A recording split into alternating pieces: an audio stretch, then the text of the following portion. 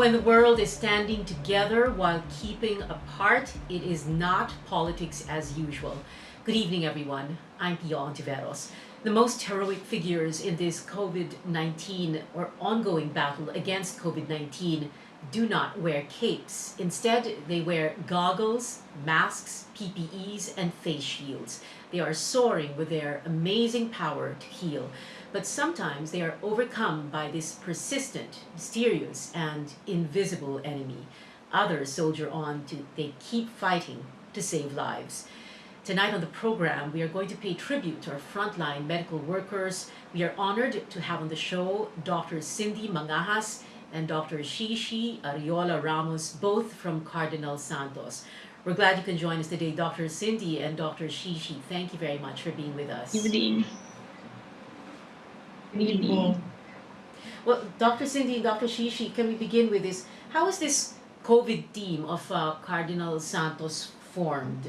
And while we're talking, we're going to be showing photos that you, Dr. Cindy Santos. Tell us about this team. Okay, well, when we started getting patients at the ER who complained of fever and or dry cough and with chest x-ray findings suggestive of COVID, these patients are admitted under a pulmonologist and an infectious disease specialist.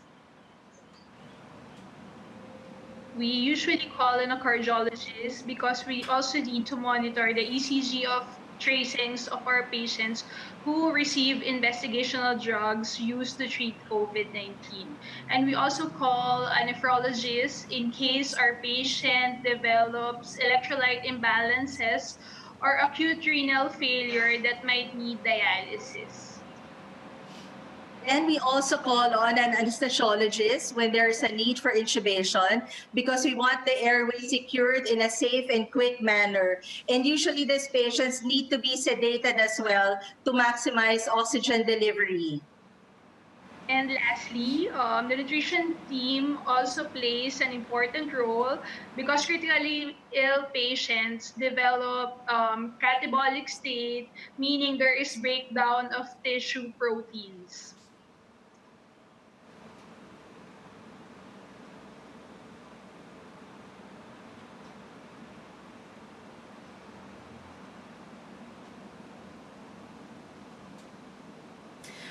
All right, Dr.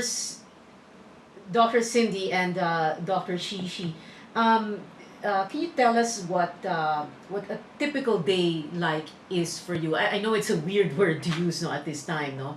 Um, what is it like for you every day since this all began? Well, COVID has really changed the definition of our typical day. First of all, we don't get to choose what clothes to wear anymore because we only wear the coveralls or the bunny suit, and it doesn't really matter which color you would wear because you would still get to wear PPEs on top, and these are not actually seen.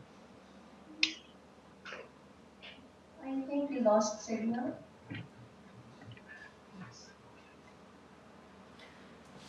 You're still okay, Dr. Cindy and Dr. Shishi. Go ahead. Tell us about this typical day for in this fight against COVID. Hello? I can't hear anything. Yes. Sorry, Go Pia. ahead. Go ahead. Okay. Dr. Cindy, Okay, Dr. Shishi. so my typical day starts with seeing admitted patients at the ER. Then I review all chest x-rays at the radiology unit. Then I make rounds at the COVID ICU, COVID wards, and PUI ward. For the pulmonary service, we have a pulmonologist who handles all clean cases. After I make rounds, I go back to the ER when there's a new patient to be admitted. I go home after I finish everything, but I have to go back again when there's a toxic patient admitted. The same goes for me, Pia. During my Okay. rounds, I usually evaluate the patient from head to foot and I tabulate all the lab results to assess the patient, whether the patient is improving or deteriorating, or do I need to give any other medication that could help the patient weather through COVID-19. All right, let's combine these two questions that I'm going to ask. What is triage like in this day and age? Syempre, hindi ito ordinary times na kasi, no? So what is triage like, and are you able to screen the patients very well? Okay, so when we talk about triage, you usually attend to the most critical ill patients first before you see the rest of the patients. Now, with regards to able to screen patients well, I would say yes. And I would also say that it's very crucial to get a very detailed history, including a travel history, as well as all the places the patient has been to 2 weeks prior to the onset of the illness. I always tell the patient that I'm not able to give him the correct medical care and that he will put me or others, including his family, at risk should he withhold any information. Also, personally, I feel that any patient who tests positive for the disease should inform others so that contact tracing can be done. And these patients should never be discriminated. So in my case, as an infectious disease specialist, I usually make rounds on the clean cases first, those are who are non-COVID or non-PUIs, and then I move to the patients who are suspected to have COVID-19, those awaiting their test results if they are really COVID positive or not, and then move to the confirmed cases so as not to cross-contaminate, although we still follow strict infection control practices and wear the appropriate PPEs. Okay. Dr. Cynthia, yung question about are you able to screen the patients very well? Screening patients very well, yes. Um, as I said, it's very crucial to get a very detailed medical history, including the travel history. I think Dr. Arala would want to say more about this.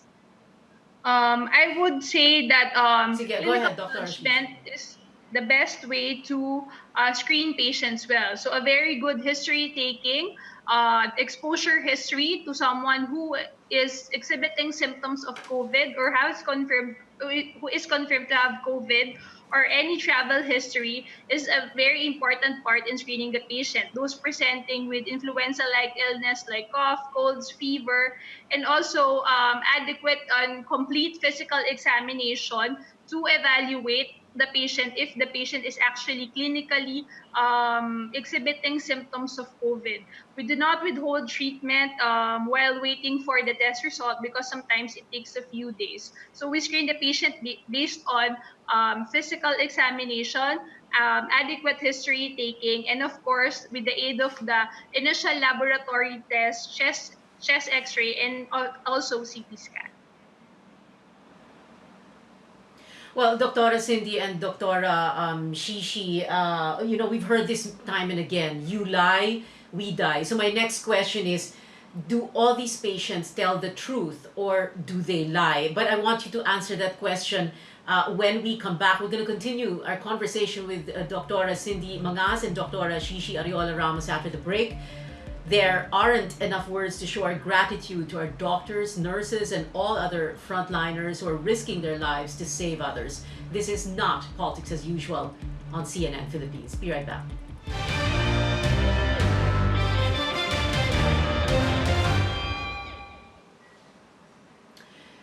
Today, we are right in the middle of the worst pandemic the world has ever seen. In fact, the World Health Organization says the novel coronavirus is 10 times deadlier than the swine flu. That was the last global pandemic that affected countless people all across the world in 2009. And today, every day, our frontline healthcare workers are confronted with this invisible enemy that is COVID-19. Many of them will say this may be the biggest challenge of their medical careers. We're joined still on the show by two doctors from Cardinal Santos who are in the front lines of this ongoing battle, Dr. Cindy Mangajas and Dr. Shishi Ramos Ariola. Right before the break, Dr. Cindy, Dr. Shishi, I was asking you, do patients lie to you? So I never had a personal experience being lied to upfront by a patient, probably because these patients know the gravity of the consequences should they withhold vital information. However, I had an experience where the patient was referred to me for pneumonia, And all the doctors who attended to her initially got quarantined because she lied about her travel history. This patient tested COVID positive. So in my And case, Dr. Shishi? I have not experienced any patient who lied to me. I try to establish good rapport with the patient so that they feel safe to tell all the relevant details of their history to me so that I can make sound decisions regarding their care and their treatment. All right. Are you okay? Is Cardinal Santos okay in terms of the supply for PPEs, masks, face shields, gloves, shoe covers? Actually, we're very grateful for all the donations, and I wish I can thank each and every one of the donors. So personally, my problem is with some of the N95 masks because some of them are not fitted well, especially those that come with the ear loops. The best mask to use is still the one that goes over your head.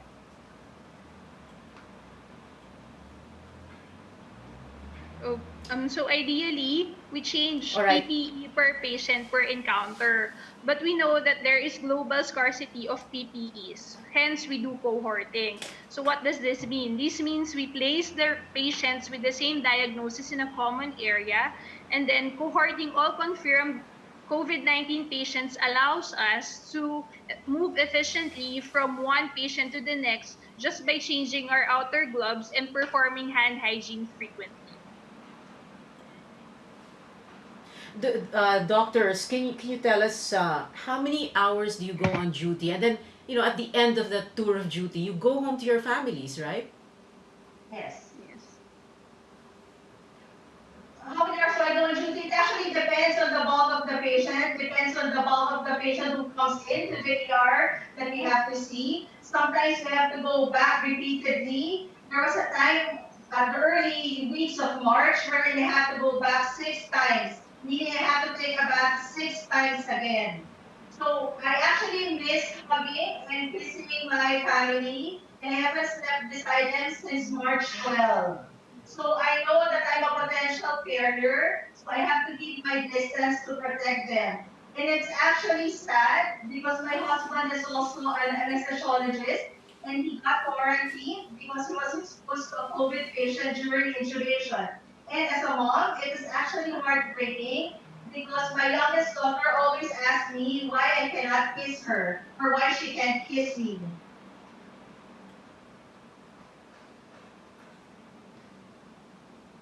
And Dr. Shishi? Like Dr. Cindy, usually we make rounds early in the morning. So if the patients are, if we handle more than 20 or 40 patients, we go home in the afternoon. And before we go home, we have to take a bath before we interact with our families. With my husband, I practice social distancing as well as hand hygiene because we are at risk of getting the disease, but the PPEs that were donated help us in reducing that risk to almost zero. But we don't know when that will happen, so we have to take the necessary precautions. So practice social distancing and performing hand hygiene. It must be a bit heartbreaking for you too, no, to go when you go home to your families. What happens then? When we go home to our families, we have to practice social distancing. We have to do hand washing. And I haven't slept beside my family since March 12.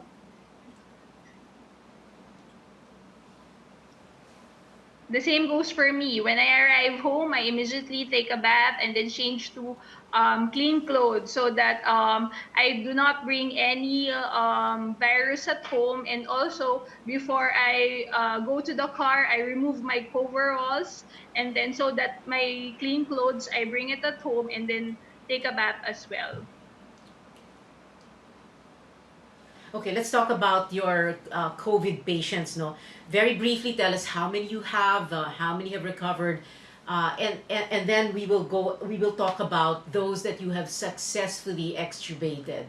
Dr. Cindy.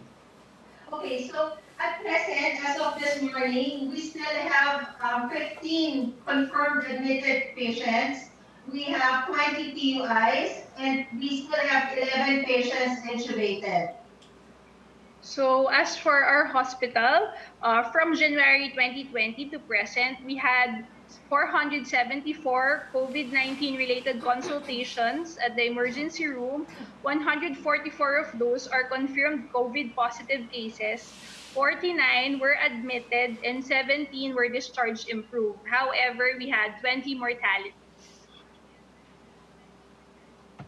All right. Now, tell us about those success stories. Like I was saying a while ago, you've been able to successfully extubate four patients. And, this is like good news for people because most people think pag pasok mo ng ICU at na-intubate ka, that is the end of it. But apparently it's not, no? So tell us their stories. We are proud that we have four successful cases, extubated cases. Our first patient is a 76-year-old male who has a history of kidney transplantation secondary to diabetic nephropathy. So he is diabetic, hypertensive. He also has three-vessel coronary artery disease, for which he underwent a bypass. He was successfully extubated after 7 days. So for our second patient, he is a 68-year-old male hypertensive with cardiac arrhythmia who tested positive only after the fourth test of COVID and was extubated after 9 days, 19 days of being intubated. So our third patient is a 70-year-old male, hypertensive, diabetic, and with a history of prostate cancer. His wife actually and his daughter tested positive for COVID also. He was extubated after 17 days. A day after his 70th birthday, his wife has already been discharged from the hospital, and his daughter is now recovering at home, just waiting for her repeat swabs. So our last patient is the 54-year-old male who is a known hypertensive with history of cerebrovascular disease. He was extubated after 9 days. May I also add, Pia, that we have a 90-year-old female who has hypertension, cardiac arrhythmia, and a history of cerebrovascular accident, but she was never intubated and she was sent home recovered. Well, that's good news. And it's interesting when you hear the itong background ng mga pasyenteng ito. Many or most of them are senior citizens in their 60s or 70s, and then they get extubated. So they are on the road to recovery. But my question for you is, what is it like for you, when they talk to you and they tell you how they feel about being there? What we noticed during this COVID, most of our patients who are intubated go into depression. So every time we make rounds, we have to assure them to hang on because it really takes a long time before we are able to extubate a patient. And most patients So you are have alone in the room because we actually advise relatives not to accompany them due to risk of them being infected during the course of the hospitalization. So actually, it's a very sad hospitalization because you're alone battling with this pandemic. So we try to reassure them with the nurses and all the doctors who make rounds that they can still fight through COVID. And we also have to reassure their Okay, and my final families. question, yeah. Mm-hmm. Dr. Cindy, my final question na lang is, and some of the patients, no, feel like they want to give up, but you're able to, well, like you said, no, reassure them. And in the end, like for example, one of your patients, na-extubate siya after 19 days, and yet he was, well, very, very affected by this, right? Yes, that patient really wanted to give up, but our team really held on, and we always tell him that you cannot give up. We will tell you when it's time. All right. Dr. Cindy Mangahas and Dr. Shishi Ramos, thank you very much, not just for agreeing to this interview tonight on Not Podcast Usual and on CNN Philippines, but also for the service you render for our country. Maraming salamat and we salute you. Thank you for joining us. Thank you. You're Thank Thank watching you, you. Pia. Not Politics as Usual on CNN Philippines. When we return, the story of one doctor who strikes the right note. We'll explain after a very short break.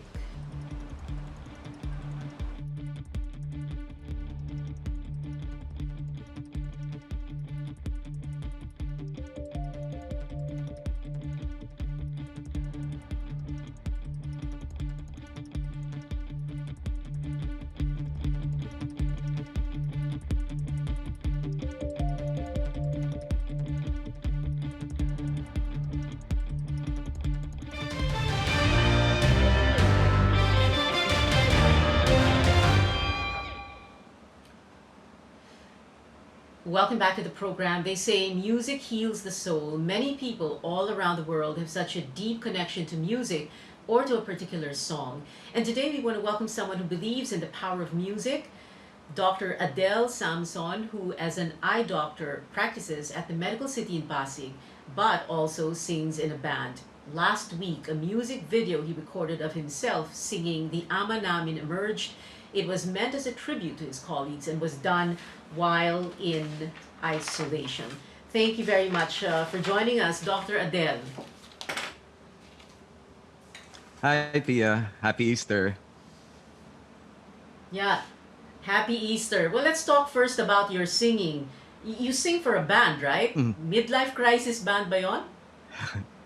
Yeah. It's a band that we put up as a joke. But now we're like 12 years old now. It's been 12 years. The nice thing about this band is we have regular gigs, but we also send kids to school. A big chunk of our funds go to school, to kids, serving kids in UP College of Music. We send them to UP College of Music to finish their course for the next 4 years. So Well, we've been doing that's that just for the great. past 12 So years. music is, yeah, yeah. So music is just like a passion. It's not a sideline with which you earn. Whatever you earn, you like you said, no, you send these Yeah. young people to school. Let's go to your professional life. Tell us where you were, Doc Adele, 2 days before the ECQ, the Enhanced Community Quarantine, and what was happening then. Oh, then. Yeah, I was in the hospital. I was in Medical City. I was supposed to do two surgeries, two cataract surgeries. Then our head nurse called us, no, called me. She said that they had closed the OR at 12 just to be sure that the staff was safe. Apparently there was some exposure of COVID-19. But I had to do my surgery, so I was there I did my cases. I saw some patients. Actually, the whole hospital was quite deserted. I was probably one of the last few who were still there, no, and did my cases. And after that, I decided to quarantine myself because I got indirectly exposed to a COVID-19 patient. No? So, ayun. So I did that, and there, while in quarantine, I kind of felt helpless. My friends, Dr. Jenny Ko, Mon Eugenio, June Ke, some of my friends were actually moving. They were feeding frontliners from different hospitals. No? Daily, from day one, they've been already doing that. I was feeling helpless. I needed to do something. So sabi ko, I probably would want to share something to more or less lift naman their souls by singing a song of prayer to them. Yeah. And Okay, so you recorded yourself singing. Yeah, you bought all that equipment, set it up all by yourself. Tell us about yeah, that whole story. yeah. So it when I was at peace, I was already thinking of a song to sing. I was really thinking of just probably a song and then just send it to them. But then, sabi ko, sige, parang may konti naman drama and effect. I decided to sing the most perfect prayer, greatest prayer of all, Our Lord's Prayer. So I immediately contacted Ding Dong Eduque, who wrote the music of Ama Namin, of this particular version of Ama Namin. And I asked him if, uy, Ding Dong, okay lang ba? I'll sing this, sabi ko. Yeah. Oh, sige. Can I have the backing track so I can hopefully record it? At that time, I already decided to order from the shop, no, that who could actually deliver. Well, of course, to Lala or Grab, no. So I was able to get the equipment, just this mic and uh, an audio interface, and then sabi ko, sige, I'll set up my backdrop, which is this, no. It's a backdrop for photography, which I hadn't used in years. And then sabi ko, parang may kulang. This it's too plain. So then I decided, oops, sige, I'll put my crucifix, which is inside my room. I put it out and I placed it there. And there, I decided to sing it. And siguro, I was very inspired to sing it. It's such a beautiful song. Ding Dong actually did a pretty good job, and he had Dewey Ocampo arrange it, and it's being sung in Mass, no, in La Salle by Mass Appeal Choir, no. Yeah. It's a very good choir, and ito na yung, ito na yung ano, no, yeah. Ito na yung Ateneo LaSalle collaboration, but anyway, let's skip that. We don't have much time. Ateneo LaSalle collaboration, but interesting about the crucifix, no? Pag-usapan natin yung crucifix, Doc Adele. One of Christ's hand, and you pointed this out to me, one of Christ's hand is holding a dove. It's not nailed to the cross. Tell us about that very briefly. It's here. It's Christ. One of his hands, his right hand, extended towards us, and it's holding a dove. No, it's very self-explanatory. It's the Holy Spirit. It's being offered to us. So this is us. For us kasi, as Catholics, the resurrection is the center of our Christian faith, no? And the Holy Spirit is His gift to us as a gift of hope. So that, for me, is the best depiction of the crucifix. Right? It encompasses the whole Doc Adele, Catholic dogma. Yes. This is a very beautiful message of Easter and hope. And you are going to be recording something with another eye doctor who happens to be a common friend, Dr. Tonton Pascual. And that song you're going to be recording is, I believe, we have very little time, but can you sing at least half a stanza of it, just so we can hear it? And you say it's like Imagine, the song Imagine, but more than that. Yes, the song is I Believe. No, it's been sung by Bocelli and Jenkins. No, so paano ba yan? You want the lyrics on screen? Never mind. Okay. So it goes like this: one day I'll hear the laugh of children in a world where war has been banned. One day I'll see men of all colors sharing words of love and devotion. And then the hook goes, I believe in the people of all nations, joining to care for love. I believe in the world where light will guide us in giving our love. We'll make heaven on earth. There. So it says that. Dr. It's Adele a very hopeful Sanson, song. Thank you very much. Thank you very for much, having and me. God bless you.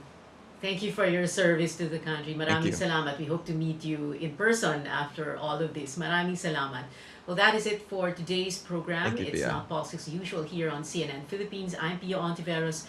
We bring you back the music of Dr. Adele Sanson. Thank you for watching. Sumasalangit